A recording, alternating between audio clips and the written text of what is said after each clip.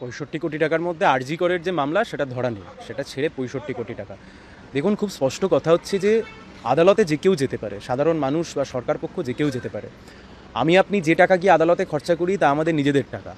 সরকার আদালতে গিয়ে যে টাকা খরচা করে তা সরকারের নিজেদের টাকা, কিন্তু তা আসলে ট্যাক্সের টাকা, আমার আপনার টাকা, যেটা আমরা সরকারের কাছে গচ্ছিত রাখি।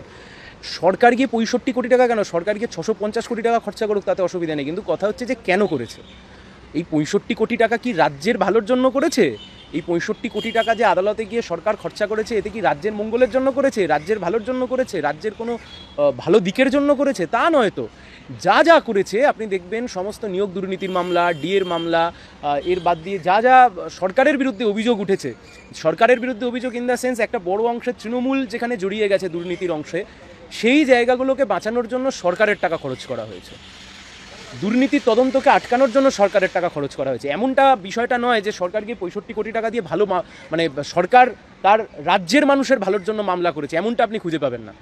রাজ্য মানে ১০ কোটি মানুষের পশ্চিমবাংলা, যে ১০ কোটি মানুষের ভালোর জন্য গিয়ে রাজ্য সরকার গিয়ে এই টাকাটা খরচা করেছে সুপ্রিম কোর্টে, তা নয়। আসলে কাদের জন্য খরচা করেছে? দুর্নীতিকে চাপা দেওয়ার জন্য। কাদের জন্য খরচা করেছে? বেনিয়মকে হতে দেওয়ার জন্য। কাদের জন্য খরচা করেছে? ডিএ যা অধিকার তা থেকে বঞ্চিত করবার জন্য। কনফিডেন্স ইনস্টিল করবার কথা ছিল আরজি করের মামলাতে, যে কোনো ঘটনার ক্ষেত্রে আমরা তাই দেখি, কিন্তু তার উল্টো পথে হেঁটেছে রাজ্যের সরকার। ফলে তো কথা খুব স্পষ্ট এবং পরিষ্কার। আসলে আমাদের দেশের যে সংবিধান রয়েছে, সেই সংবিধান অনুযায়ী প্রত্যেক কটা সরকার হচ্ছে যে জনকল্যাণমূলক রাষ্ট্রের সরকার, কিন্তু দুর্ভাগ্য এটা ঠিক জনকল্যাণমুখী বিষয় নয়, ব্যক্তি কল্যাণমুখী।